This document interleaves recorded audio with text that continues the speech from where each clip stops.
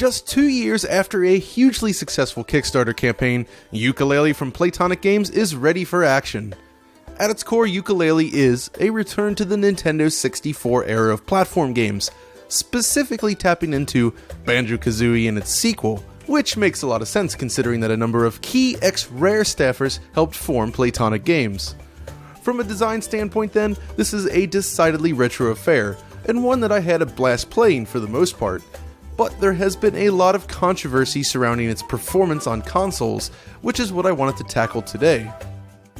But before we jump into the performance, let's talk about the basics. Yooka-Laylee is built in Unity, and features a wide selection of very large complex maps with beautiful lighting, great texture work, and smooth animation throughout. It's one of the best looking Unity games we've ever played. The PC version was created in-house by Playtonic itself, but Team 17 assisted in bringing the game to Xbox One and PlayStation 4. Now what's interesting here is that both console versions of the game operate at a full 1080p, with excellent texture filtering and a very nice soft depth of field effect applied to distant objects. The post-process anti-aliasing isn't especially effective, but with the soft focus effect in play, the overall impression is that Yooka-Laylee has great image quality. On the PC then, you're offered some additional options and support for much higher resolutions, just as you would hope. Unfortunately, as of this moment, there is no native support for the PlayStation 4 Pro, so anyone expecting higher resolutions or a faster frame rate may be disappointed. What I really like about the look of this game is the richness in the environment detail. The art design has allowed the team to evolve the look of games such as Viva Pinata or Cameo with an incredible amount of detail poured into every surface. In many ways, this feels like a next generation take on games such as Jak and Daxter. And on top of all that, Yooka-Laylee looks virtually identical between the two consoles. If there's anything to nitpick, it might be the distance in which the shadow maps are drawn. You can see them drawing in as you move through the environment, which can be a little distracting in some cases, but an acceptable trade-off for performance. Oh, and the ambient occlusion solution used in the game is not of the highest quality and definitely produces these noticeable artifacts that you can see. It's especially noticeable when you're contrasted against bright objects such as the white areas around this door. So barring those issues, the visuals look very nice. But clearly, the main complaints being aimed at the game involve performance. The initial review build of Yooka-Laylee launched with performance issues for some users, and we managed to capture the game running in this early state. PlayStation 4 was pretty good from the beginning, with a nice smooth 30 frames per second. Yes, Yooka-Laylee is 30 FPS on consoles, but considering the scale of what's on display and the quality of the visuals, it really shouldn't come as a surprise here. If you're looking for a higher frame rate, that's where the PC version comes in, of course.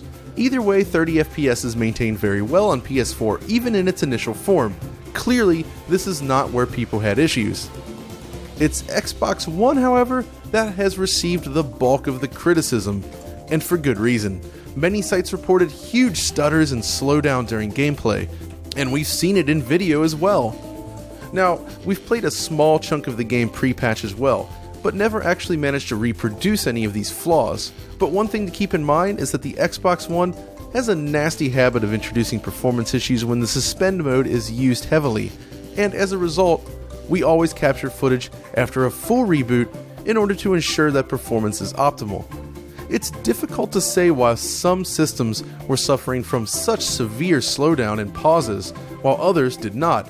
But clearly, it's a your mileage may vary kind of situation here.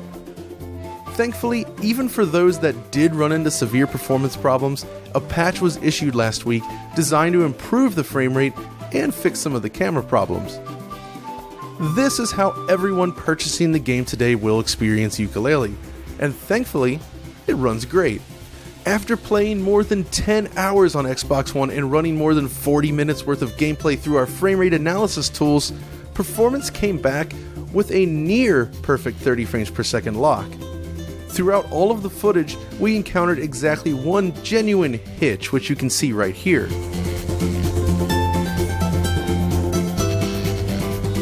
For good measure, we did test the game on both an Xbox One and the Xbox One S. At least one of the reviewers running into stuttering problems was also playing on an Xbox One S, and as such, all of the footage you're seeing here is running on the S. But no real additional slowdown was evident on the original console either. Well, there is one problem on both, and that's the alpha effects. The price you pay for resolution parity between Xbox and PS4 becomes evident when the camera comes into contact with alpha effects such as these fire particles here. This reveals that Yooka-Laylee is using a double buffer VSync solution, exactly like The Legend of Zelda Breath of the Wild, which means, like Nintendo's game, when the rendering time for a frame exceeds 33 milliseconds, the game will update at 50 milliseconds until it recovers. Thankfully, scenes such as this are not especially common in the game, but when you do run into them, you'll definitely feel it, so it's nice to know what's happening. So how about the PlayStation 4 then? We hadn't heard many complaints about this version of the game, and it appears to be for good reason. It's rock solid.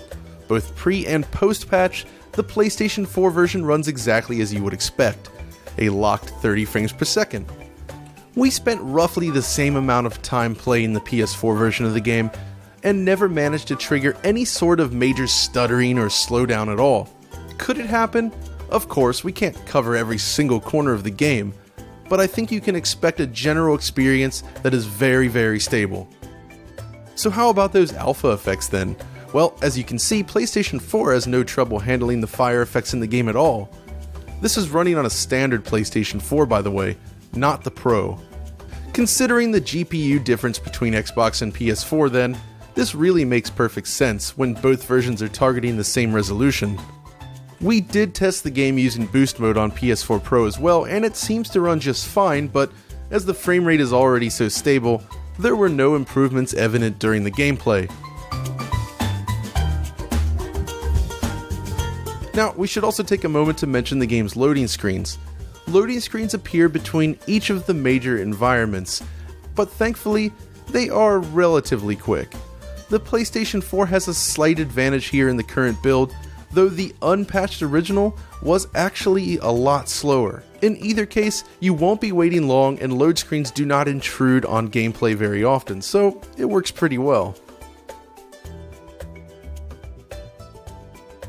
Ultimately, between the two console versions, you can go in expecting a mostly rock-solid 30 frames per second experience, but be warned that some Xbox One systems do seem to exhibit more problems than we encountered here. But if 30 FPS isn't enough for you, Yooka-Laylee is also available on the PC, and it is an excellent version of the game. This is, of course, the original version that was created by Playtonic itself, so it should come as no surprise that it's the best, provided you have the hardware, of course. We primarily played on a GTX 980 Ti coupled with an i7 5820K, and had no issues running the game at 1440p at a locked 60 frames per second. So we thought, why not push it further then?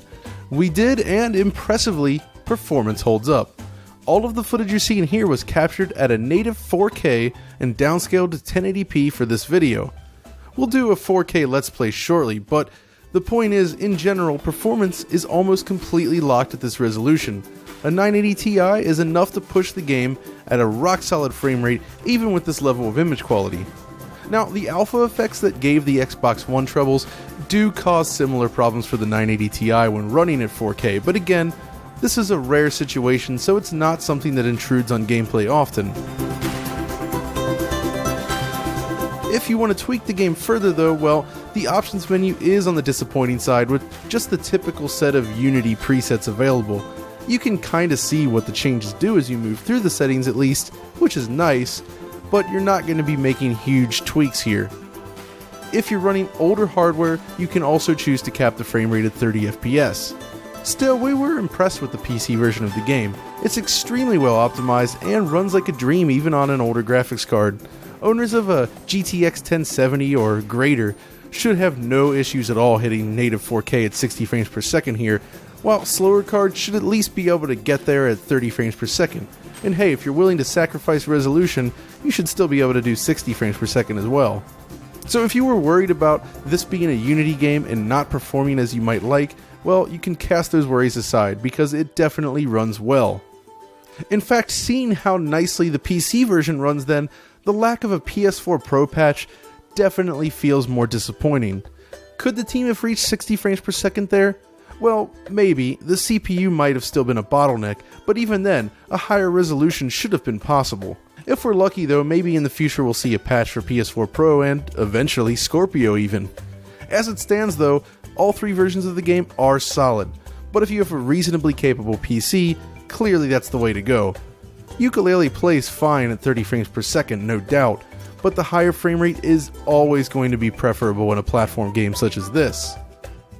Now, if you prefer to stick with the console versions of the game, at least know going in that we had a great experience across both models of both platforms. The version of the game launching on day one includes all of these tweaks, and you can expect stable performance.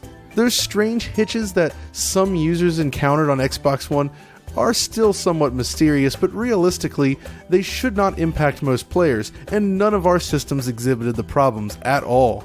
The only remaining wildcard then is the Nintendo Switch version. Several Unity games are already available on the Switch, and they're generally quite good, but Yooka-Laylee is a step beyond the likes of Bomberman R and I Am Setsuna. Of course, Playtonic released a trailer announcing the Switch version of the game, and if the final version lives up to this trailer, it should be a pretty remarkable port. But who can say right now? We're certainly curious to see the end results, and we'll definitely revisit the game when it launches on the new system. But that's all we have for now. If you enjoyed this video, be sure to like, subscribe, and follow us on Twitter as always. And until next time, this is John signing off.